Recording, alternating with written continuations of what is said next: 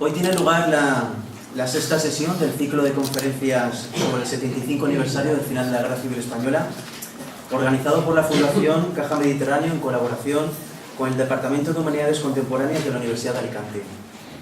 Y todo ello bajo la dirección académica del historiador noveldense Antonio J. Piqueres. El ponente de esta tarde, que está aquí a mi lado, es Miguel Ors Montenegro, profesor de Historia del Periodismo y director de la Cátedra Pedro Ibarra de la Universidad Miguel Hernández de Elche. Doctor en Historia por la Universidad de Alicante, donde también ha impartido clases. Fue también profesor de la Universidad Cardenal Herrera CEU de Elche. Miguel Ors es autor además de un gran número de libros, muchos de ellos centrados en su ciudad, en Elche, como La prensa ilicitana, 1836-1980, y ha publicado artículos en revistas prestigiosas como Canelobre, del Instituto Alicantino de Cultura Juan Gil Albert, o La Regia, del Instituto de Estudios Comarcals del Baix Vinalopó.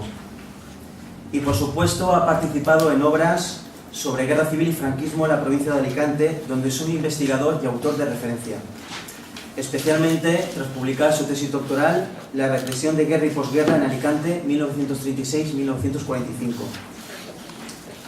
Otros libros son Elche, una ciudad en guerra, La prensa de la provincia de Alicante durante la Segunda República, durante la Guerra Civil, o el franquismo, visiones y balances. Este es un brevísimo resumen, la verdad, académico del profesor Miguel Ors. Desde el lado más personal les puedo decir que Miguel Ors es uno de los mejores profesores que ha pasado por mi formación. En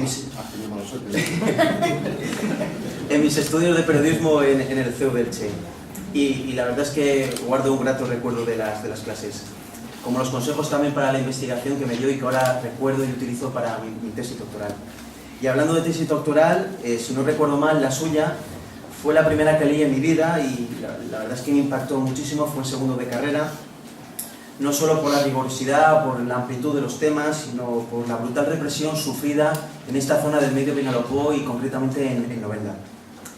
Imagino que es un tema que abordará en la ponencia. Miguel, profesor, encantados de que estés aquí en Novelda y encantados de seguir aprendiendo contigo. Muchas gracias. Bueno, buenas tardes y muchísimas gracias por una invitación tan grata y por volver a ver caras conocidas de estudiantes con los que tuve el placer de aprender y de conocer, ¿no? Me corresponde hablar de la represión de guerra y la represión de posguerra y bueno, pues trataré de alentar un cierto debate y que podamos hablar luego entre todos sobre esa cuestión, ¿no? Sin más historia. Bueno, supongo que pensarán que hablando de represión vamos a hablar de cifras, ¿no? Que parece que es como si no hubiéramos discutido otro asunto más que esa guerra de cifras que durante tantos años saben que sobre la guerra pues se han llegado a publicar, sobre la Guerra Civil Española. Yo creo que es uno de los conflictos mejor estudiados de la historia contemporánea al menos, y se habla de 15.000, 20.000 libros probablemente publicados sobre la Guerra Civil, y el tema de la represión es uno de los temas que yo creo que en la década de los 80 pues un montón de jóvenes historiadores en toda España nos fuimos a Madrid a trabajar la causa general. Además ahora me hace gracia porque ahora la puede uno consultar en internet y entonces había que pedir un permiso al fiscal general del Estado, es decir, toda una serie de trabas y de historias, ¿no? Bueno, y un montón de gente pues empezamos a trabajar en aquellos archivos en Madrid, el Archivo Histórico Nacional, en Salamanca, el Archivo de la Guerra Civil, ¿no?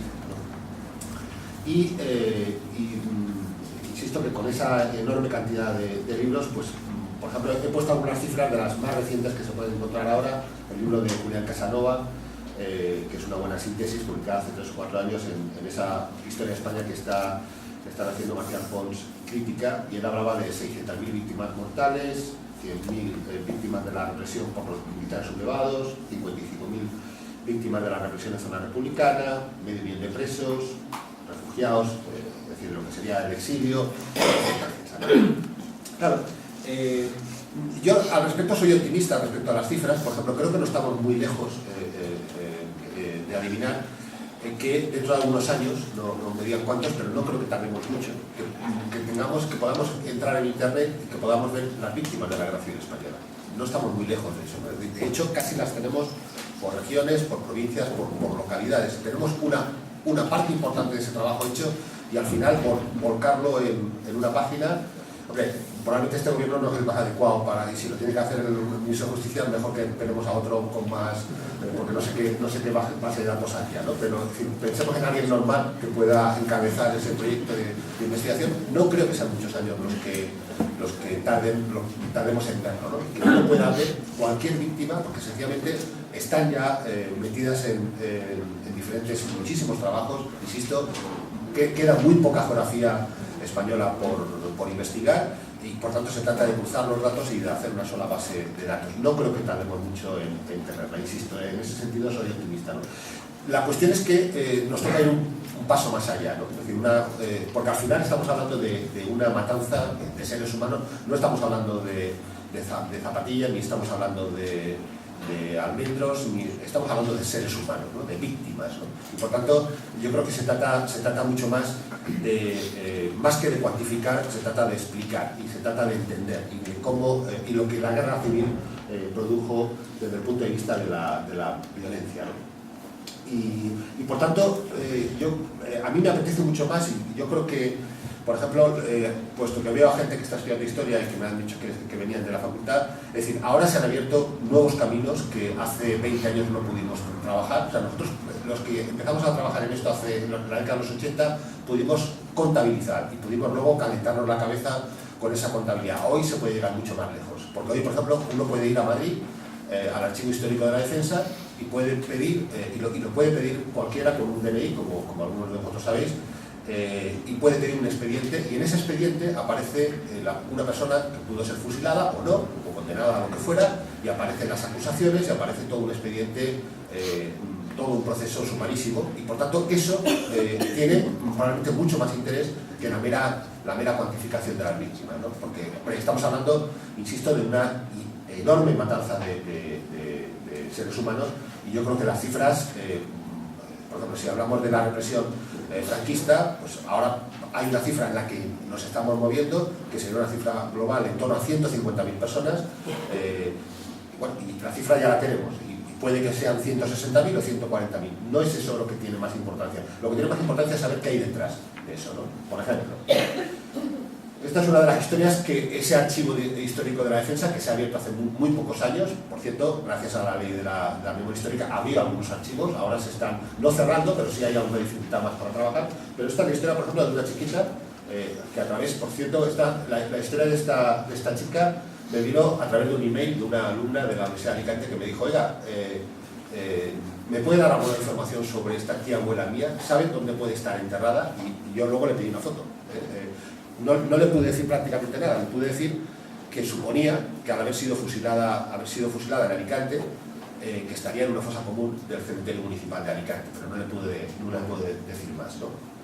Bueno, pues cuando en Madrid lees el expediente, pues te enteras que es una niña, una chiquita, analfabeta, que estuvo trabajando como sirvienta durante la Guerra Civil en su pueblo, en Dolores, que debió militar en la JSU, la Juventud Socialista Unificada, y que después de la guerra pues convence a un amigo para que le dibuje ese pasquín que ven ahí, que pone arriba, está escrito con lápiz, con falta de ortografía, y el texto lo podéis ver a la izquierda, y ese papelito que cuando lo ves 80 años después todavía te estremece, ese papelito, insisto, hecho a lápiz, esta chica lo cuelga en marzo de 1940, lo pega con harina en la puerta de correos de Dolores, y cuando al final se descubre que había sido ella, no la que lo había escrito,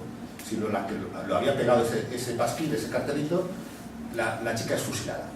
Entonces, te produce tal, es decir, que ese papelito que ven ahí, ese papelito le costara la vida de 3 jóvenes de Dolores, porque fue, curiosamente, el que lo hizo, el que lo escribió.